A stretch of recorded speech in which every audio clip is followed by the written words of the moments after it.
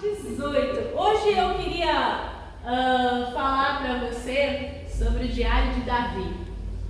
Você já escreveu um diário? Mesmo que seja lá na sua adolescência? Não. Sabia que é bom? É bom. Deixa eu ver se... Por quê? Eu estava dando uma pesquisada, né? Falei assim, legal escrever diário, é uma coisa bem teen, né? Mas a gente acha que a gente não é mais teen e que não faz mais bem, né? Só que tem coisas boas da adolescência que a gente precisa resgatar e caminhar com a gente. É comprovado que escrever um diário, colocar aquilo que está no nosso coração no papel, nos ajuda. Primeiro, se conhecer melhor. Porque se conhecer é transformador. Quando você escreve o que você sente, você for assim, da forma mais sincera possível, você tem uma segurança, ninguém vai te julgar. A gente tem medo de ser julgado. De não ser amado por aquilo que a gente faz, né? E com o tempo, quando você escreve, você vai acostumar a perceber alguns padrões nas suas atitudes e nos seus próprios pensamentos.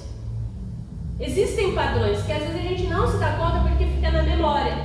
E a gente vai guardando fatos e aí mistura com as coisas e parece que vai ficando meio longe, né? Quem nós somos, como a gente lida com algumas alegrias, com algumas tristezas. Escrever um diário também oferece novas perspectivas. Não sei se você sabia, mas a neurociência explica que o aprendizado acontece em diferentes partes do seu cérebro. E a partir dos estímulos que você dá para ele. E nesse sentido, quando a gente usa os nossos sentidos para ouvir, sentir, aprender, enfim, a gente consegue, ao colocar no papel as informações, olhar para elas. É como se a gente tirasse mesmo da nossa mente, colocasse ali na nossa frente e pudesse assim direcionar o que a gente sente. E aqui eu estou falando de diário de sentimento e a gente vai entender aqui que Davi faz um diário de oração. Também funciona no diário de oração. Como se você colocasse ali na mesa quem você é. E com isso você consegue concluir tarefas. Parece muito assim, mas quando você registra o dia a dia, você passa a dar valor para as suas conquistas, inclusive as pequenas. Porque a gente tem um hábito de só celebrar as coisas grandes. Mas nós traçamos uma meta, mas nós esquecemos que essa grande meta tem metas menores. E o nosso Deus, uma das disciplinas espirituais que a gente esquece é a celebração. E celebrar pequenas vitórias também é dar louvor a Deus. De pecados e situações que eu estou melhorando, que eu estou conseguindo vencer, de experiências da minha vida que antes causavam dores absurdas e que agora elas doem ainda, mas elas doem menos. Eu consigo visualizar isso. E a partir disso concluir tarefas. E aí escrever também, todos os dias, faz o quê? Como eu estou enxergando tudo, eu consigo despertar criatividade. Eu consigo resolver problemas, porque agora eu vejo os problemas, eles estão lá. Eu consigo nomeá-los e eu consigo tratá-los. Lembre-se que a máxima da medicina eu só consigo tratar o que eu diagnóstico. Então eu só consigo resolver o problema que eu sei que eu tenho. Né? Então, e por fim, faz bem para a mente. A nossa mente precisa de cuidados. Então, um dos benefícios de escrever, de colocar para fora, é que faz bem para a saúde mesmo. Ajuda a lidar com a tristeza, com a ansiedade. Então, às vezes a gente pensa que isso é coisa da vida moderna, mas não é. Davi, que é reconhecido como homem segundo o coração de Deus, ele tem as suas vitórias e as suas derrotas narradas, né, nos livros que a gente chama de históricos. Você vai lá, pega Samuel, Reis, está lá registrada a história dele. Mas se você quiser conhecer o Davi de verdade, o que passava no seu coração, o que ele pensava, você precisa ler os Salmos de Davi. Quando nós pegamos os salmos de Davi, nós temos aqui o coração de Davi. Nós temos aqui o diário de Davi. Cada salmo de Davi é um trechinho. E esse salmo que eu trouxe aqui, nesse momento, a gente vai ler 2 versículos, mas deixa sua Bíblia aberta, porque a gente vai falar mais de forma detalhada sobre esse salmo, tá? Esse salmo, ele começa, né? O mestre de canto, salmo de Davi, servo do Senhor, o qual dirigiu ao Senhor as palavras deste cântico no dia em que o Senhor o livrou de todos os seus inimigos e das mãos de Saul. Ele disse, primeiro versículo, eu te amo, ó Senhor, força minha. E o último, é Ele quem dá grandes vitórias ao seu rei e a sua benignidade para com o seu ungido, com Davi e sua prosperidade para sempre. Vamos orar? Senhor, nós pedimos nessa hora a iluminação do Teu Santo Espírito sobre a Tua Palavra, sobre os nossos corações, que o nosso coração seja, Pai, terra fértil, que a Sua Palavra como uma semente encontre aqui, Senhor, terra fértil, cresça e multiplique a 100 por 1. Essa é a nossa oração, em nome de Jesus. Amém. Então, deixa aí aberto. Vamos falar um pouquinho sobre esse salmo, então. Então, esse trecho do diário de Davi. Esse Salmo 18 é o quarto maior do Saltério. Por isso que a gente não vai ler ele todo de uma vez, mas nós vamos ler ele todo, tá? Antes dele, a gente tem em primeiro lugar o 119, né? Tem lá 176 versículos. A gente tem em segundo lugar o 78 e em terceiro o 89. Então esse é o quarto, né? Tá entre o top 5 aí. E 2 curiosidades a respeito desse salmo que eu queria compartilhar com vocês. Ele é o maior no subtítulo, você viu? O mestre de música, tal. Então, ele aí é o maior subtítulo de todos os salmos e é o único que está registrado inteiro em outras ocasiões fora do Saltério. Sabia? Ele está registrado no capítulo 18 de 1 Samuel, no capítulo em 2 Samuel 21 e 22, e ele tem algumas alusões a ele no Salmo 116. Então ele está muito além de Saltério. Davi passou na pele cada vale de sofrimento que ele escreve aí. Ele foi invejado, ele foi odiado, ele foi assombrado e literalmente caçado como um bicho por Saul. E depois, se não bastasse, ele foi perturbado pelas nações em torno de Israel, como se fosse um enxame de abelhas. Sabe aquela ideia do enxame de abelha em volta? Então, as coisas que ele narra nesse salmo, ele viveu. A narrativa é intensa. E quando ele tem o tempo para parar as batalhas, ele senta e escreve seu diário. Então o que a gente tem aí é o Davi, depois do 2 Samuel 22, né? De 1 Samuel 18, é aquela hora que ele sentou e respirou. E aí ele escreve. E aí nós podemos descobrir então nesse diário algumas coisas importantes para a nossa reflexão. A primeira delas, que está aí no versículo de 1 a 3. O amor exuberante de Deus. Ele coloca assim: eu te amo, ó Senhor da minha salvação. O Senhor é a minha rocha, a minha fortaleza, o meu libertador. O meu Deus é o meu rochedo em quem me refugio. Ele é meu escudo e o poder que me salva. A minha torre alta. Clamo ao Senhor, que é digno de louvor, e estou salvo dos meus inimigos. Davi, ele usa aqui cerca de 8 adjetivos para descrever o seu Deus. Rocha, fortaleza, libertador, rochedo, escudo, força da minha alma, minha salvação, minha torre alta, amparo. São todas as figuras que mostram que Deus, o eterno, né, que cuida dos seus de uma forma especial em cada situação, é o Deus de Davi. É assim que ele expressa. Para a pessoa, como ele já começa dizendo que ele ama esse Deus, e por isso, por esse amor, por causa desse amor, ele não tem medo. O verdadeiro amor lança fora todo medo. né? E Davi, então, ele aprofunda o seu amor por esse Deus no meio do sofrimento. E isso parece muito absurdo, mas ele conheceu de uma forma pessoal e inimaginável esse Deus, porque enquanto ele sofria, esse Deus não o desamparou. Ele não deixou de ser Deus porque ele estava sofrendo, porque ele estava sendo perseguido. Por isso ele começa o salmo com uma declaração de amor. Com uma declaração de amor. E não com lamentação, não com medo. E aí talvez seja a primeira coisa para a gente pensar, né? Como a gente tem começado as nossas orações, o nosso dia.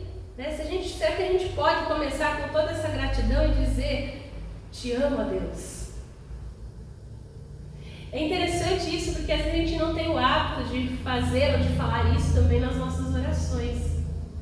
Eu faço estudo com uma moça e ela sempre terminava a oração e eu achava tão bonito quando ela terminava de orar: te amamos, Deus, em nome de Jesus, amém. Eu falava: nossa, que bonito. Eu aprendi assim no começo da minha caminhada e eu acho bonito. E a gente não tem esse hábito de um Deus que é amor, que diz que nos ama, declarar esse amor de volta, né? Dizer: eu te amo.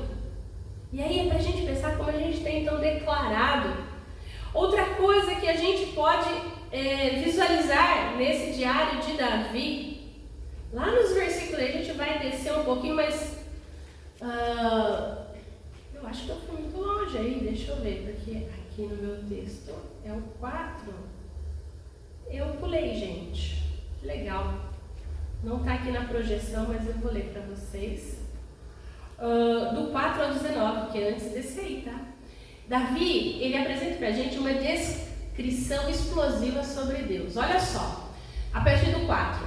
As cordas da morte me enredaram, as torrentes de destruição me surpreenderam, as cordas do Sheol me envolveram, os laços de morte me alcançaram. Na minha aflição clamei ao Senhor, gritei por socorro ao meu Deus. Do seu templo ele ouviu a minha voz, meu grito chegou à sua presença. Aos seus ouvidos a terra tremeu e agitou-se, e os fundamentos dos montes se abalaram, estremeceram, porque ele se irou. Das suas narinas subiu fumaça, da sua boca saíram brasas vivas e fogo consumidor. Ele abriu os céus e desceu nuvens escuras. Nuvens escuras estavam sobre os meus pés. Montou um querubim e voou, deslizando sobre as asas do vento. Fez das trevas o seu esconderijo, das escuras nuvens cheias de água, o abrigo que o envolvia. Com o fulgor da sua presença, as nuvens se dissiparam em granito e raios. Quando dos céus trovejou o Senhor e ressoou a voz do Altíssimo, atirou suas flechas e dispersou meus inimigos, com seus raios os derrotou. O fundo do mar apareceu. E os fundamentos da terra foram expostos pela sua repreensão. Ó Senhor, com o forte sopro das suas narinas, das alturas estendeu a mão e me segurou. Tirou-me das águas profundas. Livrou-me do meu inimigo poderoso, dos meus adversários fortes demais para mim. Eles me atacaram no dia da minha desgraça, mas o Senhor foi o meu amparo. Ele me deu total libertação. Livrou-me porque me quer bem. Que lindo, né? O poema de Davi. Porque Davi usa toda essa linguagem para descrever a libertação que ele recebeu de Deus. Porque a gratidão, o amor gera na gente beleza. Olha que linda a poesia, né?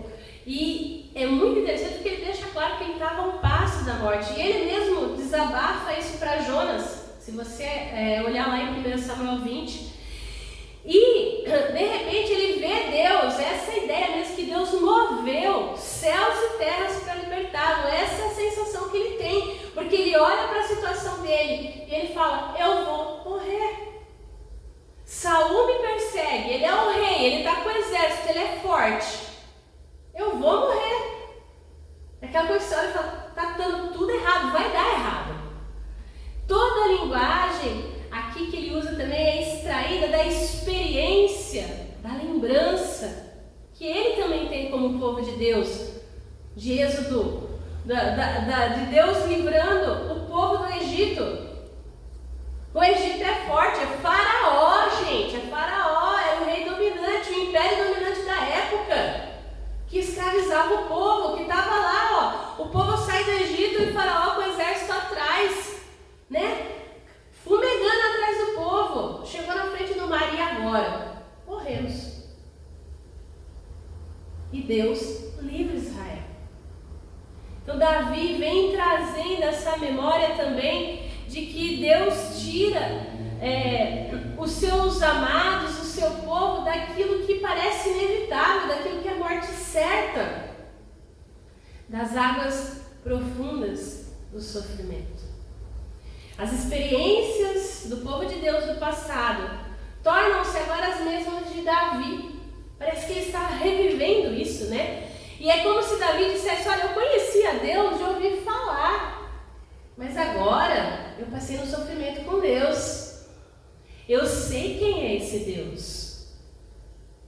Ele faz muito mais do que isso que eu estou falando, mas isso é um pouquinho, é meio que assim. Eu vou tentar dizer aqui, né, com as palavras bonitas, aquilo que Deus faz, e para ficar bonito, mas pensa que é muito mais que isso. O cuidado de Deus no sofrimento aprofundou o amor de Davi de uma forma que faz com que ele apresente Deus de uma forma exuberante.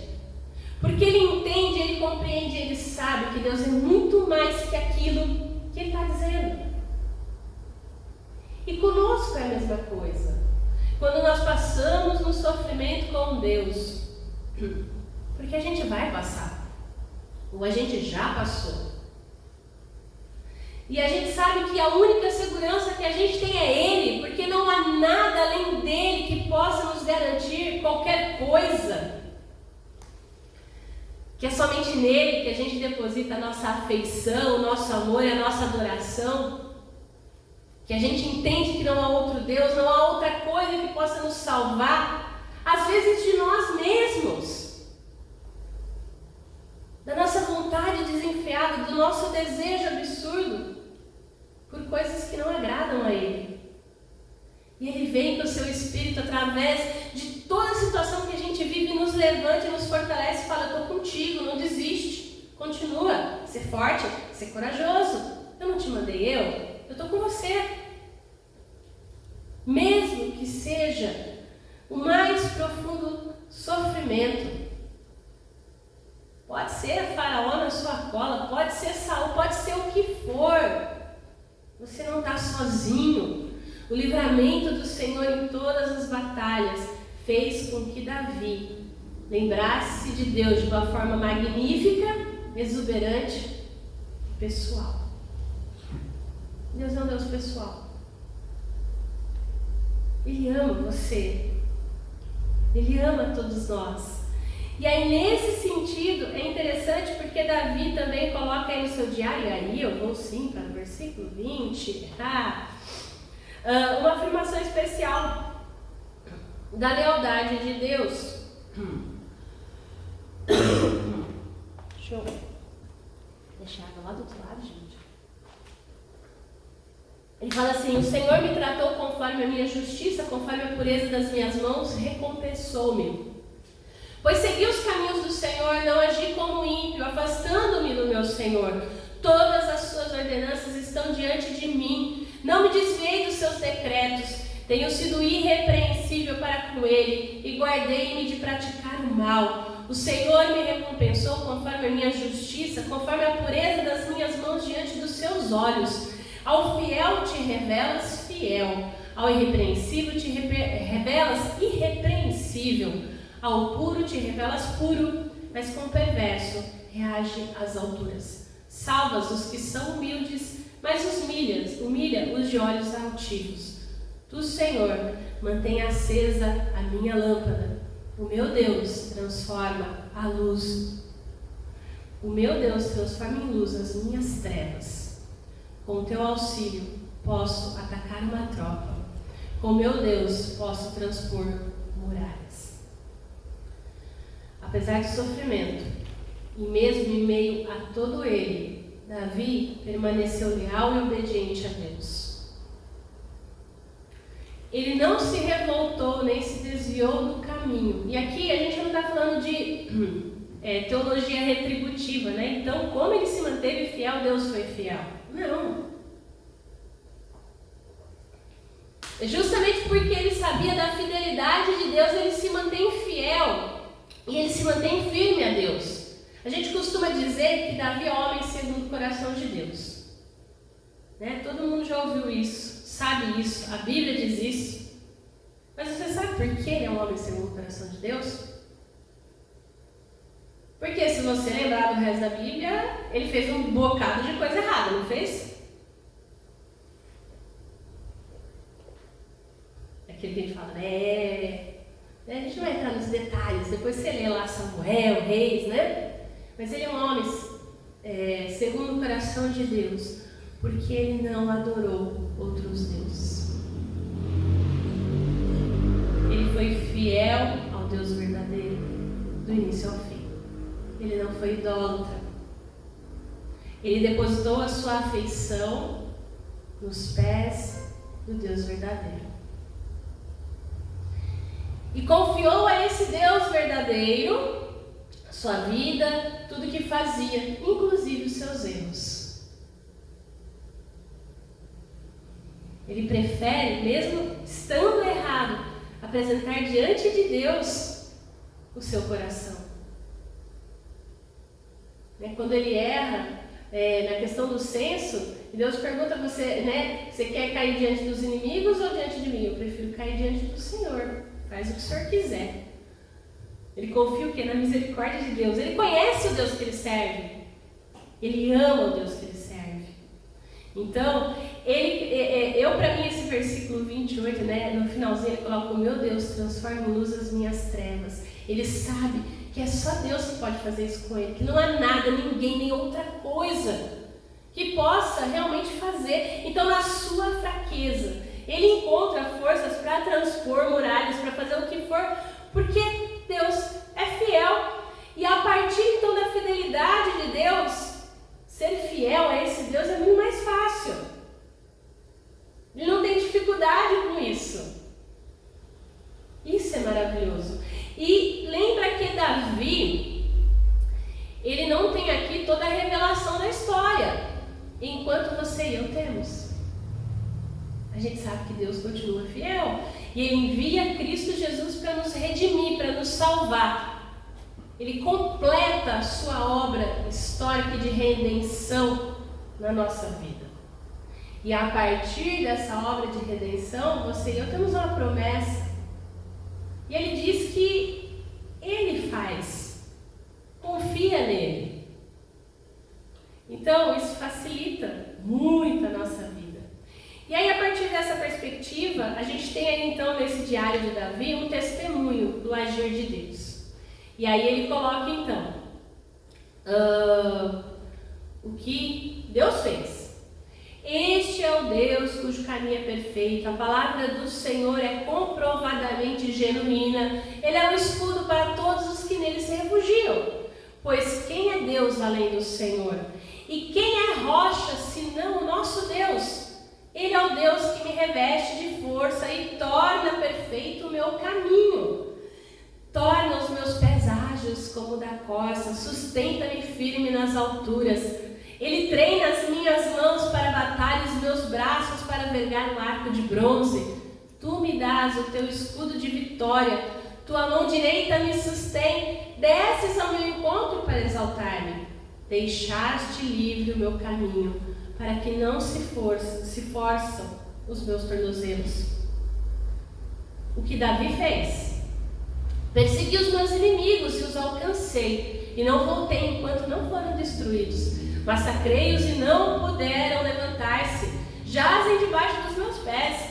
Deste-me força para o combate, subjugaste os que se rebelaram contra mim, puseste os meus inimigos em fuga e exterminei os que me odiavam. Gritaram por socorro, mas não houve quem os salvasse. Clamaram ao Senhor, mas Ele não respondeu. Eu os reduzi a pó, pó que o vento leva. Pisei-o como a lama das ruas. E por fim, ele termina o salmo falando sobre a expiação do reino entre as nações. Tu me livraste de um povo em revolta. Fizeste-me a cabeça de nações, um povo que não conheci, sujeitou-se a mim. Assim que me ouvem e me obedecem, são estrangeiros que se submetem a mim. Todos eles perderam a coragem, tremeram, saem das suas fortalezas. O Senhor vive. Bendito seja a minha rocha, exaltado seja Deus, meu Salvador. Este é o Deus que em meu favor executa a vingança, que a mim sujeita nações. Tu me livraste dos meus inimigos, sim. Fizeste-me triunfar sobre os meus agressores, e de homens violentos me libertaste. Por isso eu te louvarei entre as nações, ó Senhor. Cantarei louvores ao teu nome.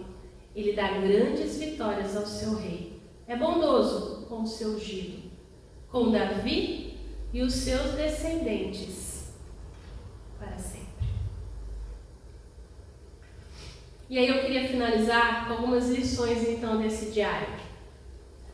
Primeiro, os sofrimentos nos ensinam a conhecer o caráter de Deus e nos aprofundam em seu amor. É fácil? Não. Vai doer? Vai. Mas fica firme. Segundo, devemos usar a Escritura para descrever as nossas experiências com Deus. Vocabulário, imaginação, pensamentos, sentidos, eles devem ser influenciados pelo que a palavra nos dá. Que bela poesia, né, que nós temos. Então, quando a gente escrever, né, Davi usa toda essa ideia, né, da nuvem, do granizo, de tudo para escrever a sua situação. Então, nós temos a palavra para nos direcionar. Terceiro, dar vazão ao pecado nunca é uma opção na hora do sofrimento. E Davi sabe disso mais do que ninguém. Porque quando ele deu vazão ao pecado, ele se deu mal. Ele se deu muito mal. Mas lembrando que esse salmo é antes dele pecar, tá? Né? Porque aqui ele está sendo perseguido por Saul. Né? O que aconteceu foi depois, né? A gente sabe da questão de Urias, de Betseba, do censo, enfim, de outras questões que são posteriores a isso. Davi vai aprender a duras penas, né? E aí, dentro disso, eu queria trazer essa frase que eu achei muito interessante, da Anna Stout, que é uma escritora, artista plástica. Ela diz o seguinte: nosso alvo de imitação, até em como devemos sentir e nos emocionar, deve ser Cristo, que sofreu a tentação, se entristeceu, teve o espírito abatido, mas persistiu na fé e caminhou em direção ao seu propósito. Nós precisamos abrir os nossos corações para a palavra de Deus, para a Bíblia. Nós cantamos isso nos cânticos hoje do louvor, né? Da importância da Bíblia falada, da palavra de vida. Porque é através dela que nós vamos compreender e nós vamos entender quem nós somos. Escrever o diário ajuda.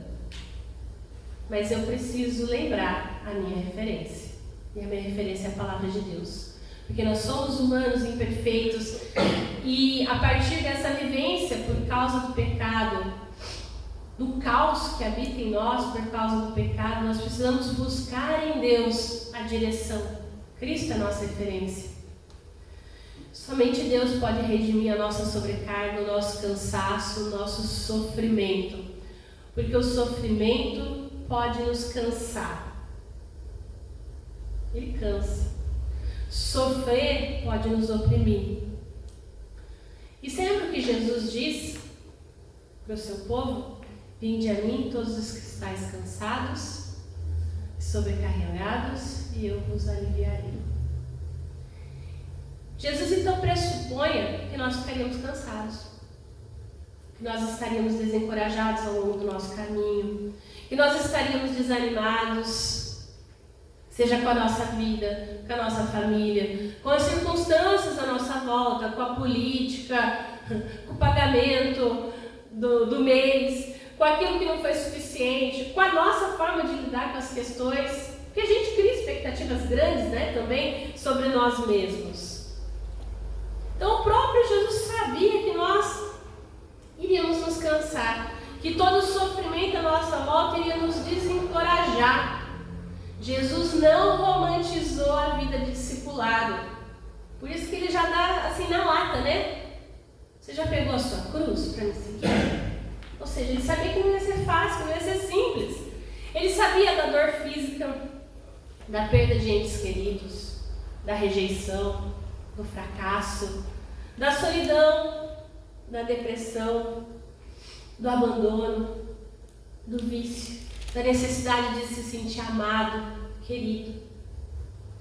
Ele sabia da nossa facilidade em adotar narrativas em que a gente tem que entregar, né? De ter que estar produzindo o tempo todo, né? Como a gente tem falado algumas vezes na nossa escola dominical. Ele sabia da nossa traição, de trairmos e sermos traídos, de tudo isso, do pecado que mina o nosso espírito, que nos leva à perda de fé, que leva a gente a tentar desistir. Mais fácil desistir. Mas ele nos convida até ele, ir até ele, a derramar diante de ti, como Davi fez, diante dele, as suas lutas, toda a dor, todo o sofrimento. Ele nos convida a trocar o fardo. Lembra que ele fala? Que o fardo dele é leve. Que o fardo dele é leve. Nos pés da cruz, ele transforma toda a dor, todo o sofrimento, toda a culpa, toda a desconfiança, em confiança, em amor, em capacidade. E aí é interessante isso, porque aí nós vamos entrar em relacionamento com ele, onde a gente vai aprender a trocar. E nessa troca, onde eu entrego o pior de mim, eu recebo o melhor dele. E aí, sabe que a gente tem a tendência? Eu não mereço. Realmente, a gente não merece. A gente não merece. É graça. É presente. É dádiva. Ele quer dar porque ele nos ama. E a partir disso, a gente começa a entender o que é amor. O amor é doador. Ele não cobra, ele dá. Então, para que, como Davi, a gente possa começar as nossas orações declarando amor ao Eterno, a gente precisa experimentar esse amor. Não apenas em sentir, amor é ação. E por fim, eu queria terminar falando do finalzinho desse salmo, porque ele vai falar das vitórias que Deus nos dá. Porque Davi vai falando que Deus deu vitória. Mas por que Deus deu vitória? Para a expansão do reino dele. Depois de olhar para a graça que Deus revelou na sua vida, na graça que Deus deu a Davi, ele viu que não tinha outra coisa senão adorar a Deus. E nós? Se nós recebemos tamanho amor, Deus deixa o nosso fardo mais leve. Não tem como a gente não sair da presença de Deus também dessa forma. Amando, adorando e propagando. Paulo cita no versículo 49, em Romanos 15, 9, esse trecho. E ele aplica essas palavras a Deus no meio dos não-judeus. Para Paulo, judeus e gentios, o povo de Deus, são todos. Que o quê? Se alegram juntos no anúncio do reino de Jesus Cristo sobre tudo e todos. Lembre-se, Jesus, descendente de Davi, que nos salvou, nos libertou. O salmo então chega ao seu auge quando Davi, ele exalta o Senhor pela sua aliança com ele e com seus descendentes. É comum, eu não sei, você já deve ter ouvido, né? Crianças pequenas usarem o próprio nome quando elas vão pedir alguma coisa. Não sei se você já prestou atenção, né? Às vezes eu falo para a Esther, Esther quer alguma coisa? Como é que ela falou essa para mim essa semana? Teté quer tal, quero leitinho. Teté quer leitinho. Então leitinho é a mamadeira. Você já ouviu isso, né? A criança pequena, né? A Marina quer bolacha. Já ouviu, Marina? Não. Davi faz o mesmo aqui. Você viu como ele termina o salmo? Nem uma criança, né? Davi usa as palavras para sempre, como que tendo consciência no seu diário que as promessas do reino de Deus se cumpririam através da sua descendência. E elas se cumprem em Jesus.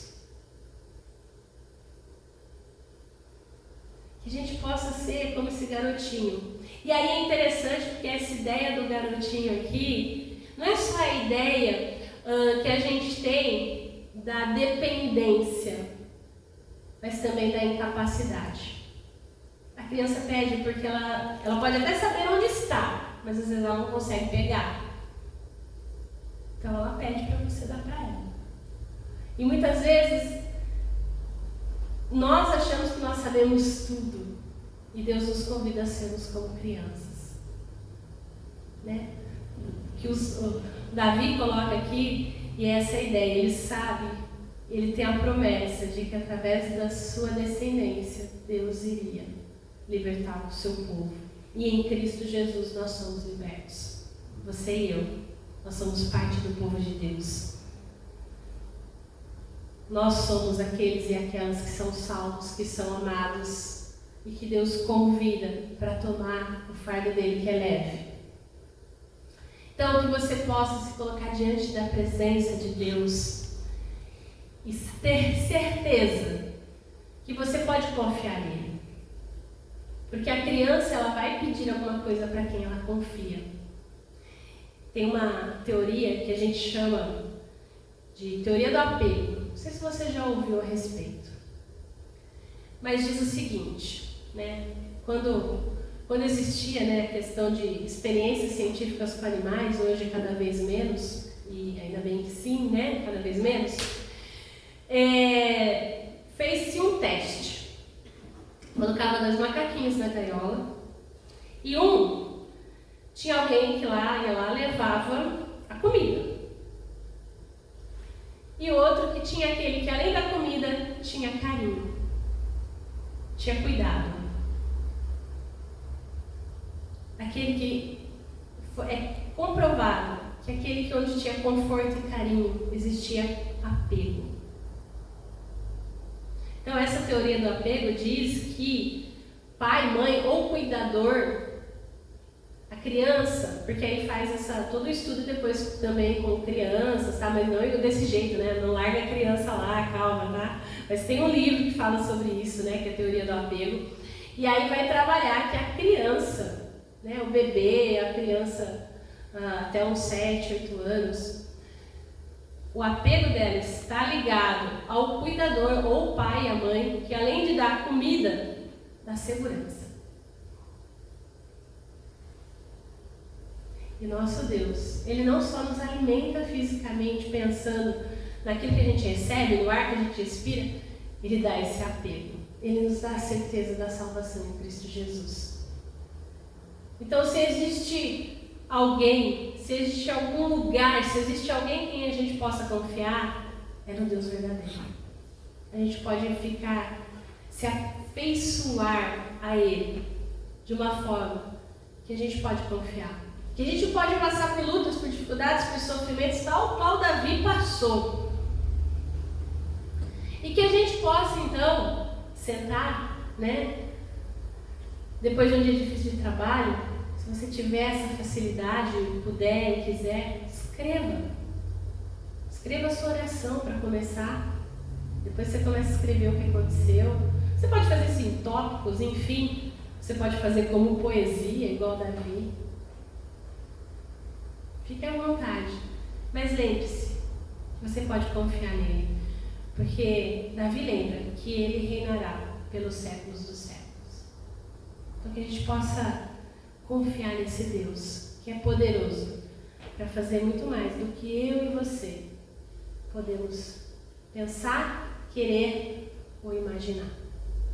Amém?